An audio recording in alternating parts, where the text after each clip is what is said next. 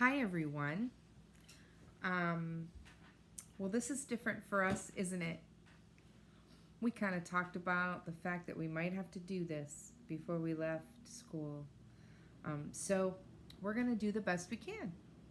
I am hoping that you have brought home your Journeys textbook and your reader's notebook because we're going to be needing them for the next week at least. And so we're going to read our story that we were about to start reading before we left school. And the name of it is Can't You Make Them Behave, King George? Now, let's do a little review because it's been a while since we've been in class. So, before we left, we were talking about two things. Do you remember them? Mood and tone. Okay? We said mood was how you feel about the text. How the text makes you feel. Does it make you feel scared? Okay? And maybe does it make you feel happy or silly? And then we said tone was a little harder to pick out because tone is how the author or the narrator feels about the text. And we said we have to look at the words. We have to look at the word choices that they use in order to be able to figure out the tone and how the author or the narrator is feeling about this story. And so they're not necessarily going to be the same. Sometimes they can be. And we looked at a couple examples with Frozen. Do you remember the videos that we watched with Frozen? And one was, lighthearted and happy and feel good and family is important. And the other one was creepy and scary and family can hurt you. Right? And it was the same movie, but they just chose different clips. Just like the author gets to choose what words they want to use to give that feel or that tone. Okay? So just a reminder about that, because as we're reading this story, we're going to be thinking about the tone that the author is using. And it's interesting. It's an interesting tone. If you recall, we've been learning about the colonies and the Revolutionary War. And we talked about John Adams and how he was sent to France to try and get France to join them and help beat England in the Revolutionary War. And how the colonists sent representatives.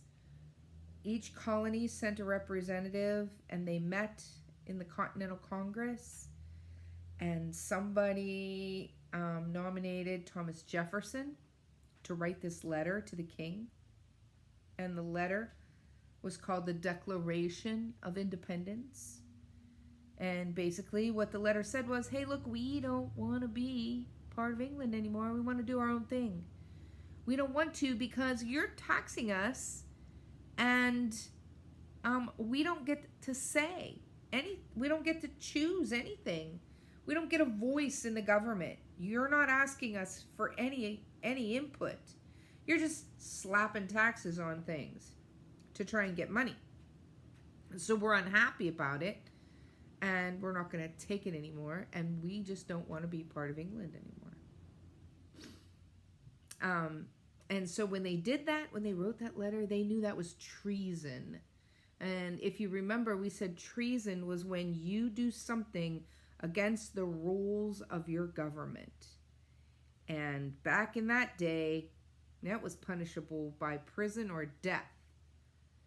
And I'm pretty sure you go to prison now if you did something against your government. Depends on the country, I guess. But they did it anyway, and they signed their names. And John Hancock signed his name real big smack myself. And so now whenever people sign things, they want to say, I need your John Hancock on this, which means I need your signature, because John Hancock is famous for writing his name really big. Like, he's not even afraid. He's not going to write his name real tiny where maybe nobody would notice it. No, he wrote it real big because he wasn't afraid. He believed in freedom for America. So the story we're going to read today is about the king's point of view. It's from the king's point of view, not from the colonists. Now we're going to hear from King George and how he thought about the whole situation. But before we get started reading the story, and I'm going to read to you, but I want you to follow along at home. And actually, you could read out loud with me if you want to, because you can. You're at home. It's not like we're all trying to read out loud in the same classroom. That would be terrible. But you're at home. So if you want to read out loud with me, by all means, it won't disturb anyone. Before we get started, I want to talk with you about something called a simile. And I'm pretty sure that you have heard of this before. Okay, a simile is a comparison. It's when a writer uses the words like or as to compare something. Your room is as messy as a pigsty. We're comparing pigsties and your room, which I'm sure your room is not as messy as a pigsty. But why do we say it that way? Why do you think we use that? What kind of a feeling do you get from that? I get a really strong picture in my mind. Like, I am trying to convey just how messy your room is. It's so messy, it's like a pigsty. Right? It's not really, but we're trying to say just how terrible it is. It's really bad. It's not just a little bit messy, it's a disaster. Okay? What if we said, she's as fast as a horse? We're using a simile. We're comparing a girl who runs to a horse. Now, horses can run really fast, and people could no way run that fast, ever. I mean, horses have 4 legs, and we only have 2. So, you know, they've got the advantage, right? But we're comparing them to show just how fast she really is. We're trying to make it really obvious that she is super fast.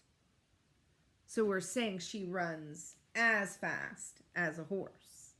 So we're comparing 2 unlike things, a person and a horse. And we're using these words, either like or as. So as we read, we're going to pick out the similes as well in the story.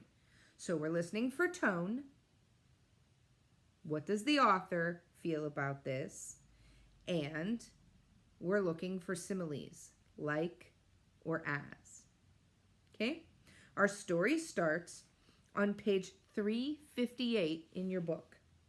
So if you could please get your book and turn to page 358. You will see that this is a narrative nonfiction. Now, we've read narrative nonfictions before.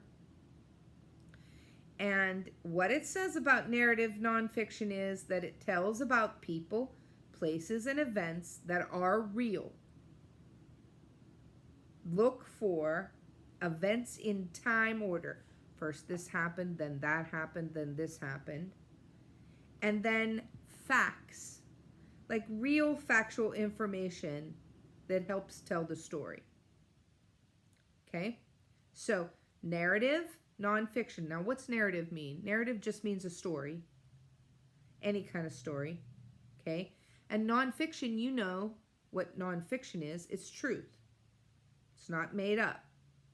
So narrative is a true story. Narrative nonfiction. Okay? And it's written by a lady named Jean Fritz. So we're going to read about Jean Fritz first on page 358.